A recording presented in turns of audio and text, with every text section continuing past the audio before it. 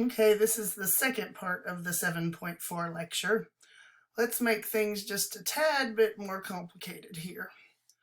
So, if we need to find the least common denominator of 8x minus 4 over x squared minus 8x plus 15 and 4 over x minus 5, the first thing we need to do is find the least common denominator by fully factoring each one of our denominators. So let's start with the x squared minus 8x plus 15. So that factors the following way. X minus 3 times x minus 5. And if you want to do the normal way by finding two things that multiply to 15 that add to give us negative 8 and then break your b apart, you will see that this is what you end up with. The x minus 5 factors just as an x minus 5, technically times a 1, but remember we don't need the 1. So our LCD is an x minus 5. Both of them have that. But then this first one, x squared minus 8x plus 15, also has an x minus 3. So our LCD is x minus 5 times x minus 3. So if we go to adding these two terms now, we have 8x minus 4, and I'm going to go ahead and write the denominator in factored form. So x minus 5 times x minus 3 plus we have 4 over x minus 5. But remember, we need to get a common denominator, so our common denominator is x minus 5 times x minus 3. We have an x minus 5 only, so we need to multiply by an x minus 3 over an x minus 3. So what does that give us? That gives us 8x minus 4 over x minus 5 times x minus 3 plus 4 times quantity x minus 3 over our LCD, x minus 5 times x minus 3. So now the first term we're not doing anything with. We'll leave it alone for a minute. But we need to distribute in the numerator of our second term. So we have 4x minus 12 all over our least common denominator. Now, we have the same denominator, so we can combine the numerators.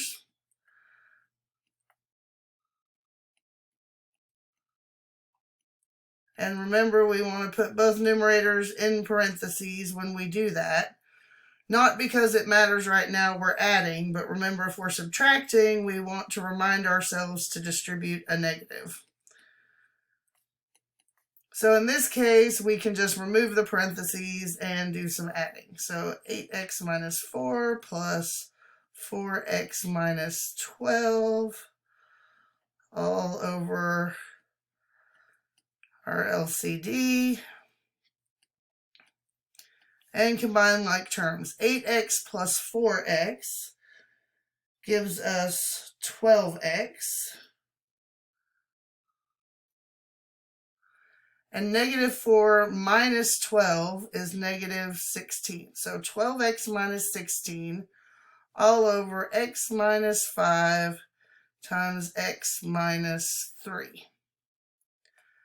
Now we have to factor the numerator again, if possible, just to make sure that nothing cancels out. So the greatest common factor between 12x and 16 is a 4. So if we take out a 4, we have 3x minus 4 all over x minus 5 times x minus 3. We can see that nothing cancels out, and so we're done. So let's turn our attention to the next problem. This one's going to work the same way. We need to start by finding the least common denominator. So y squared plus 3y minus 10 factors as x plus 5 and x minus 2. If you FOIL that back out, you will see that that's what we get. Remember, we need two numbers that multiply to give us -10 and add to give us a +3. Now, the y minus 2 doesn't really factor, right? That's just the 1 times the y minus 2, and remember, we don't need the 1. So our LCD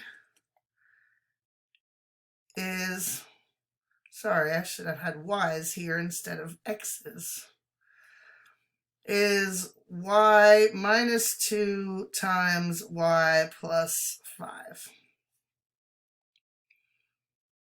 So let's apply this. We have y squared minus 39 over, and remember, I like to write these in factored form, so y minus 2, y plus 5, minus a y minus 7 over a y minus 2, but we need to get a least common denominator. This term is missing the y plus 5, so we need to multiply by a y plus 5 over a y plus 5. So that gives us y squared minus 39 over the common denominator minus, we have a y minus 7 times a y plus 5 all over the common denominator.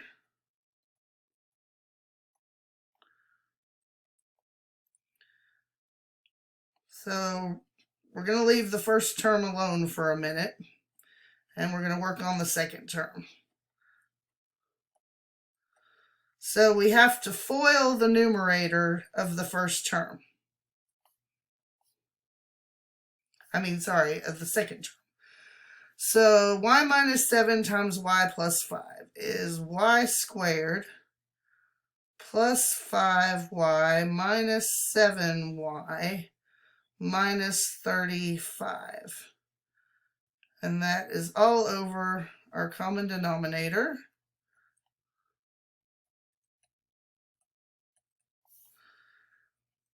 Okay, so we have y squared minus 39 over the common denominator. Now I'm going to combine like terms in my second numerator.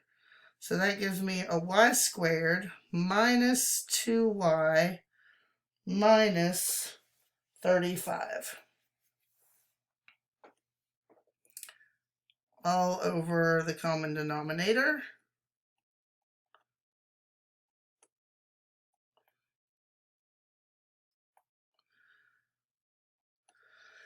Okay, now we have the same denominator, so we can combine our numerators by subtracting in this case. So we have y squared minus 39 minus the whole quantity y squared minus 2y minus 35.